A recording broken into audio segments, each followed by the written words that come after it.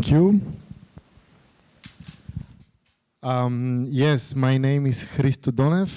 Thank you everybody for coming. As you can see, I'm a saxophone player. I play a little bit of Balkan thingy at the end because I'm going to talk about the Balkan Art Revolution. I'm an artist as well, and recently I started venturing more into the business side of art and culture.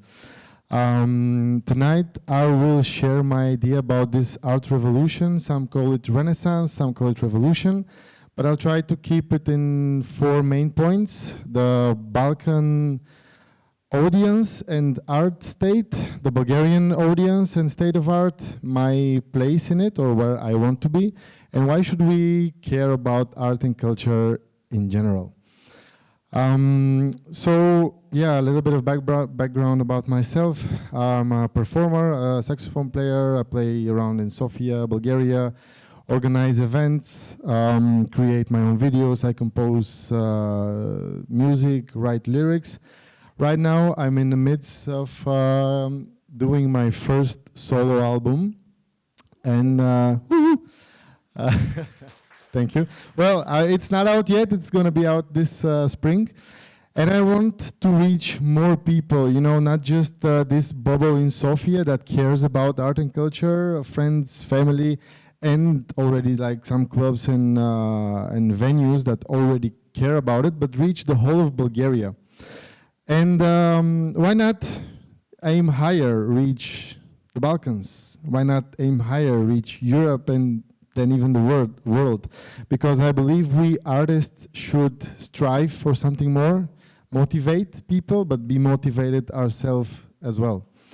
So the more I thought about it, the more motivated actually I got, because we have a problem here in the Balkans that we don't produce a good flow of new artists that are making it big. I mean, we have some great names, amazing artists, but we don't have this steady flow like in the Western Europe or the USA.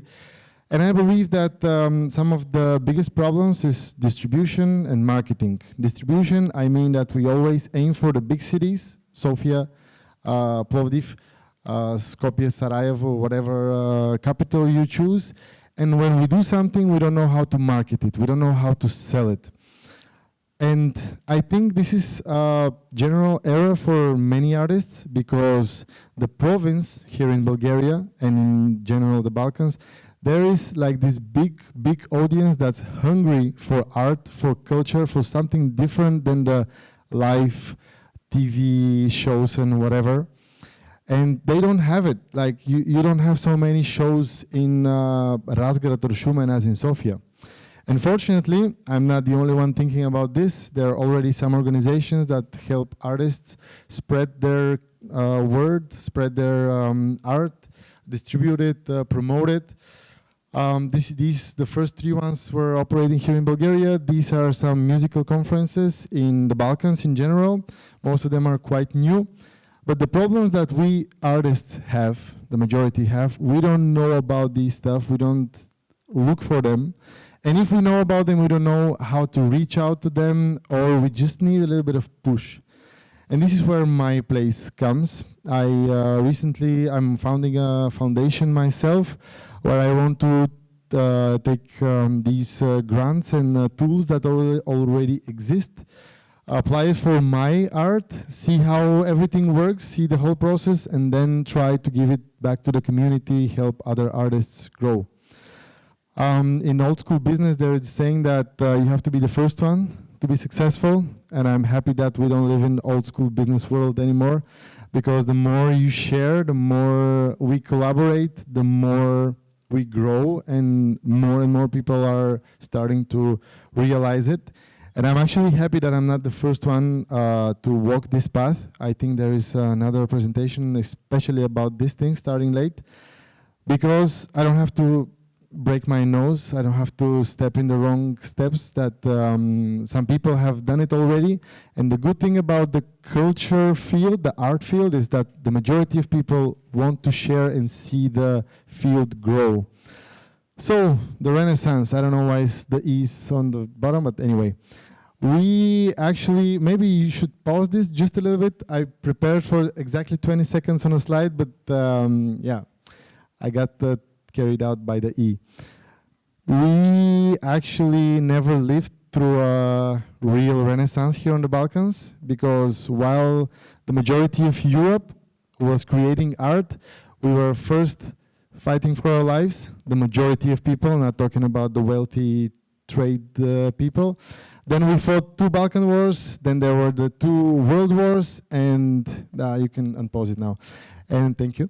And then up until 15 years ago, we actually had active conflict here on the Balkans. So even though we created some amazing art during the socialist time, it was always under the watchful eye of the party. And only like the last 30, 50, between 20 and 15 years, we have the chance to experiment, to create some new things, something different. But something that we, like another problem that we have in the Balkans is that we love to hate each other. We hate ourselves, we hate our neighbors, we hate our family, and everybody else is responsible for our misery or for our happiness, but ourselves. It's always somebody else. And because we've been living under the lie that somebody else is responsible, we forgot that we actually have much more in common than we think. We share similar history, similar cultures, similar languages, and actually the problems of the everyday Ivan in Bulgaria are similar, like the problems of I don't know, the Dragon in Serbia. Yeah. So my idea, why should we care about art, is that once we start thinking and consuming, you can pause it just a little bit, thank you.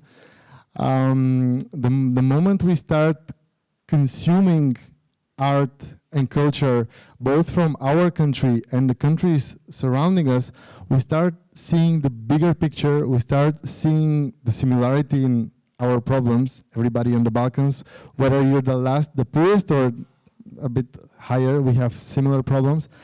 And yeah, art just makes you open up a little bit, think about the bigger picture, and you can unpause it, thank you. And yeah, actually strive and work toward something bigger, toward bettering our lives.